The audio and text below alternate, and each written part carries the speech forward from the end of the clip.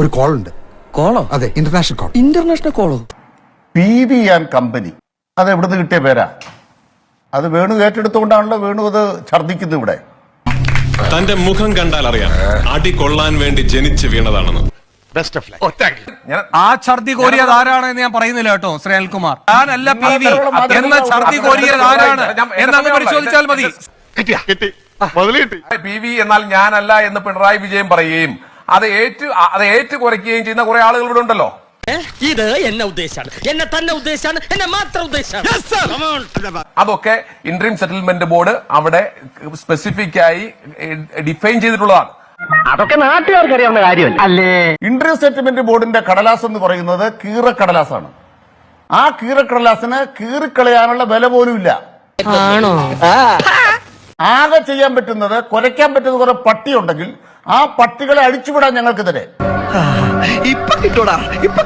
ചമക്കാല ഇവിടെ എന്തോ ഒരു കീറക്കടലാസ്, കുരയ്ക്കുന്ന പട്ടി എന്നൊക്കെ അദ്ദേഹം എന്തൊക്കെയോ പറയുന്നുണ്ട്. അതിനുള്ള മറുപടി അല്ലല്ല ശ്രീ അനിൽകുമാർ, അങ്ങനെയല്ല. അല്ലല്ല, ഇത് വടി കൊടുത്ത് അടി വാങ്ങുന്ന പരിപാടിയാണല്ലോ ബാബു. അല്ലല്ല, സ്പീക്കർ ചമയരുത്, സ്പീക്കർ ചമയരുത്, ട്രഷറി ബെഞ്ച് ചമയരുത്. ഇവിടെ എല്ലാവർക്കും അവകാശമുണ്ട്.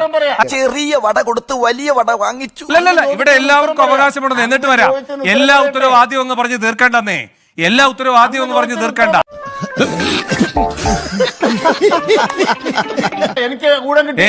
അങ്ങേക്ക് വരാം, അങ്ങേലേക്ക് വരാം. ഞാൻ ആരോടെങ്കിലും കുറച്ച് ഗുണ്ടായുസം കാണിച്ചു ഒന്ന് റിലാക്സ് ചെയ്തോട്ടെ പറഞ്ഞുള്ളൂ. ഇതെന്താണ്? നിയമസഭയല്ല ഇത് കേട്ടോ. അല്ലല്ല, ഇത് CPM ഭരിക്കുന്ന നിയമസഭയല്ല.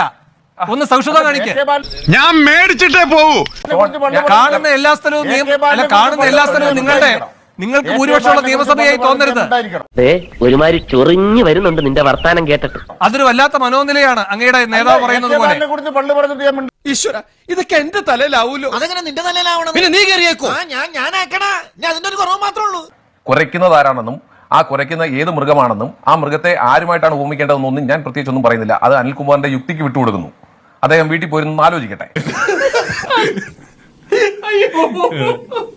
ചേട്ടാ, അപമാനിച്ചേ ഞാൻ പോയിക്കോട്ടെ. അപമാനത്തിന് തന്നെ അപമാനമാണ് നീ. കിട്ടേണ്ടതൊക്കെ കിട്ടിയല്ലോ, സമാധാനമായല്ലോ. ഇനി സ്വസ്ഥമായിട്ട് വണ്ടി റോഡിൽ പോട്ടെ. എന്തോ ഞാൻ എന്താ പറഞ്ഞു? അതിന് തന്നാലും വിളിച്ചില്ല. വിളിച്ചു തന്നെ എങ്ങനെയാ? ഒരു വല്ലം